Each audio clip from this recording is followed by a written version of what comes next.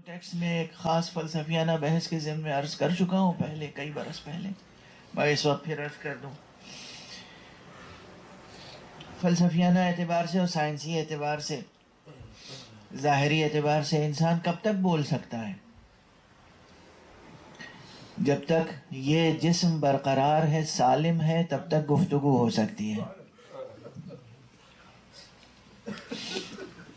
لیکن اگر سر جدا ہو جائے، جسم گھوڑوں کی ٹاپوں سے پامال ہو جائے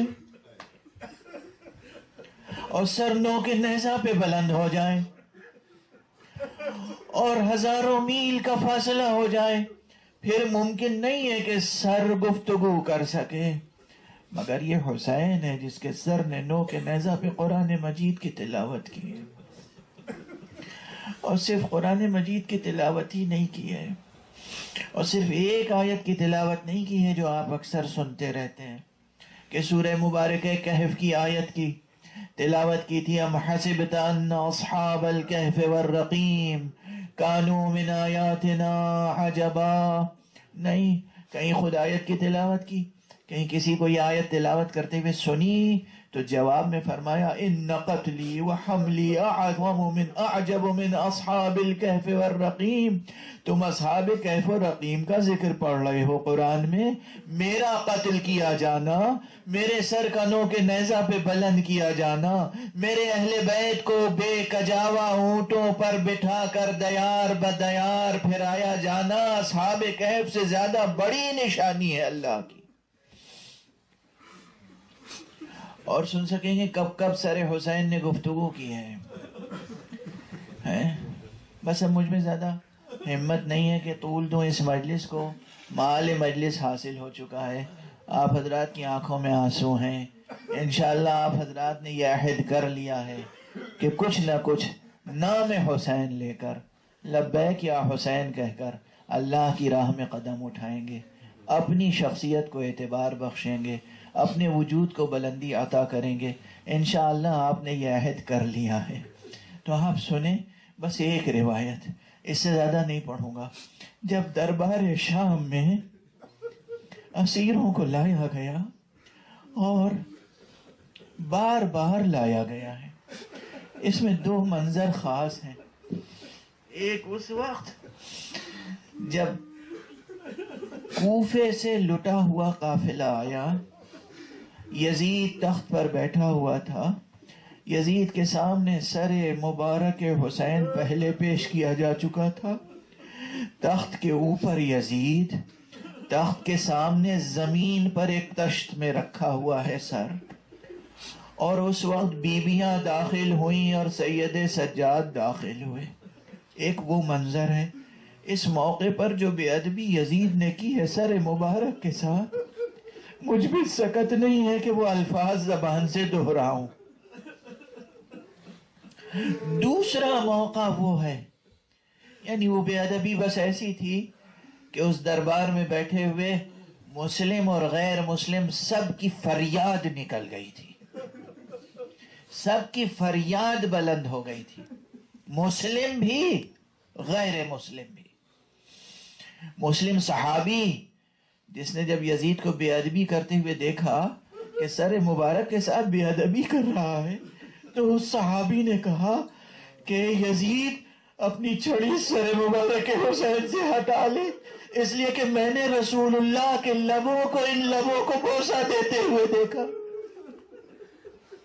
میں نے دیکھا ہے کہ کس طریقے سے رسول بوسہ دیا کرتے تھے۔ یہ وہ منظر ہے۔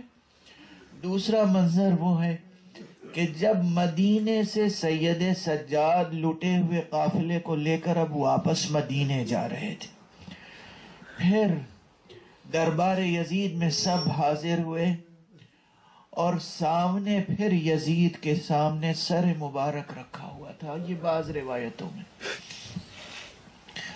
جناب سید سجاد سے اس نے کہا کہ تمہاری آخری آرزویں کیا ہیں، تمنائیں کیا ہیں، کیا خواہشات ہیں؟ جو آپ نے خواہشات بتائیں ان میں ایک یہ تھا کہ ایک بار پھر مجھے میرے بابا کے سر کی زیارت کرا دی۔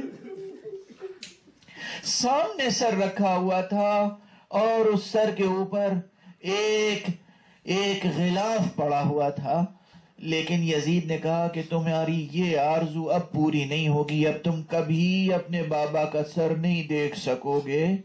تو بعض روایتوں میں نے خود اپنی آنکھوں سے روایت پڑھی ہے کہ غلاف خود بخود ہٹا، سر مبارک حسین نے کہا السلام علیکہ یا بنی یا علی، اے میرے بیٹا علی زین العابدین تم پر سلام۔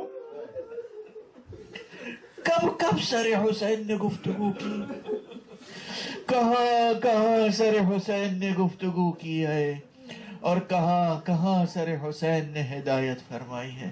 پروردگار ہماری اس ناچیز سی مجلس کو قبول فرما، صاحب خانوں کی طرف سے، تمام حاضرین کی طرف سے۔ پروردگار اس مجلس عزائے سید الشہداء کو قبول فرما۔ پروردگار ہمیں ہمارے نفس کی زنجیر کو توڑ کر آزادی عطا فرما۔ پروردگار اپنی سمت طلب فرما، ہمیں ارادہ اور عزم عطا فرما، ہمیں اولو العزم بنا دے، ہمارے نفوس کو پاک کر دے۔ پروردگار ہماری ہمتوں کو بلند کر دے، ہمیں معرفت حسین عطا فرما، ہمیں قرآن کی تلاوت کا سلیقہ عطا فرما۔ پروردگار ہمیں علوم قرآن اور معارف اہل بیت سے آشنا فرما۔ پروردگار اس بزم میں جو حضرات جو بھی آرزویں رکھتے ہیں ان کی ان آرزوؤں کو پورا کر دے۔ پروردگار ہمارے ناقص وجود کو کمال عطا فرما۔ پروردگار جو ہمارے جوان ہیں، نوجوان ہیں، بچے ہیں، جو بزرگ ہیں، مرد ہیں، خواتین ہیں، ان سب کی زندگیوں کے سفر کمال کو پورا کر دے۔ پروردگار ہمیں ایسا بنا لے جیسا تو چاہتا ہے۔ پروردگار ہمارے ولی آخر کو اذن ظہور عطا فرما، اور ان کے ہاتھوں سے اپنی رحمت و رافت و عدالت کا پرچم لہرا دے۔ ماتم حسین۔